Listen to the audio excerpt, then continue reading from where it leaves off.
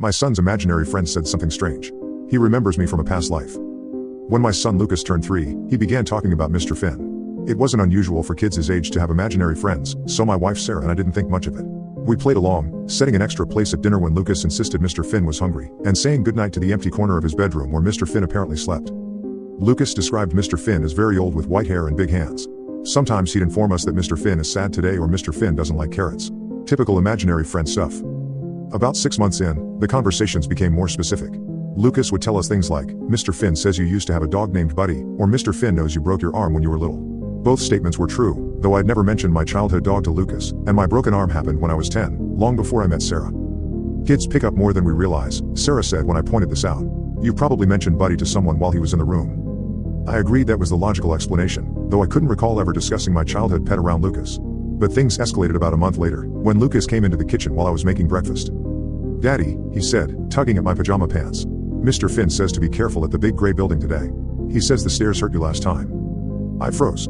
I worked in a large concrete office building downtown, definitely a big gray building, and I had a client meeting there that afternoon. But the last time part made no sense. What does Mr. Finn mean by last time? I asked, crouching down to Lucas's level. Lucas shrugged. I dunno. He just says you fell down the stairs there before. When you were someone else. That night, as I was tucking Lucas in, I asked him more about Mr. Finn. Where did Mr. Finn come from, Buddy? Lucas pointed to his closet. He lives there mostly. But sometimes he was here before. A long time ago. You mean before we moved in? We'd only been in this house for 2 years, having moved shortly before Lucas was born. No, Daddy. Before everything. He made a sweeping gesture with his little arms. Before I was me and you were you. What do you mean? Mr. Finn says everybody keeps coming back. Like in a big circle. He made a spinning motion with his finger. He says he knew you when you had a different face. I sat on the edge of his bed, trying to keep my expression neutral. And what else does Mr. Finn say about when I had a different face? He says you were a soldier. You had a uniform that was itchy. Lucas scratched his arms demonstratively. And you died when you fell down.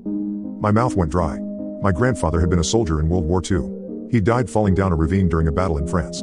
I'd seen photos of him in uniform, but we'd never discussed my grandfather's military service or death with Lucas.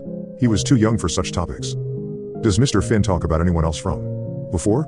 I asked carefully. Lucas nodded sleepily. He says Mommy was there too. But her hair was yellow then. Sarah's hair was dark brown, but my grandmother, my grandfather's wife, had been blonde. Where is Mr. Finn now? I asked, looking around the room instinctively. He's right there. Lucas pointed to the rocking chair in the corner. He's watching us. I stared at the empty chair, a knot forming in my stomach. Can you ask Mr. Finn something for me? Lucas nodded. Ask him if he knew someone named Thomas. Thomas was my grandfather's name. My full name was Daniel Thomas Martin, after him. Lucas had only ever heard me called Daniel or Dan. Lucas tilted his head as if listening, then smiled. He says Thomas had a funny laugh. Like this. Lucas made a snorting sound, then giggled. My grandfather had indeed had a distinctive laugh with a snort. I'd heard it on an old home movie exactly once, years before Lucas was born. That night, I couldn't sleep. Around 2 a.m., I got up to check on Lucas and found him sitting up in bed, talking animatedly to the empty rocking chair. Lucas, I said softly. Who are you talking to? He turned to me, surprised. Mr. Finn.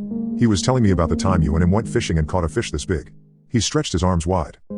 My grandfather and I had never gone fishing together. He died decades before I was born. But according to family stories, fishing was his favorite hobby.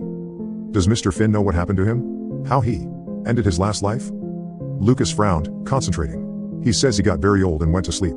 But before that, he was happy because he got to meet you when you were little. My great-grandfather, Thomas's father, had lived to 94 and died peacefully in his sleep. He had met me once, when I was a baby. The realization hit me like a physical blow. Mr. Finn wasn't pretending to be my grandfather.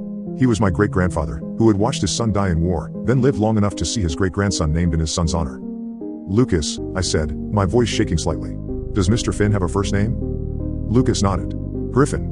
But everybody called him Finn. My great-grandfather's name had been Griffin Thomas Martin. Everyone had called him Finn. I'd never known that. It wasn't a detail preserved in family stories or photos. My parents wouldn't have known to tell me. Only someone who had been alive then would know that nickname. Dad? Lucas's voice pulled me from my thoughts. Mr. Finn says not to be scared. He's just checking on us because that's what family does. I nodded, unable to speak past the lump in my throat. He says he has to go away for a while now, Lucas continued, yawning. He says he just wanted to make sure you were okay in this life. Lucas never mentioned Mr. Finn again after that night. When we asked about his friend, he looked confused, as if he couldn't quite remember who we were talking about. But sometimes, when I pass that rocking chair, I feel a presence, watchful, familiar. On those nights, I find myself saying goodnight to the empty corner of Lucas's room, just in case Mr. Finn is still checking in on his family. Share this story with your friends, and also if you follow me, my profile picture will turn into a shooting star. Let's check it out.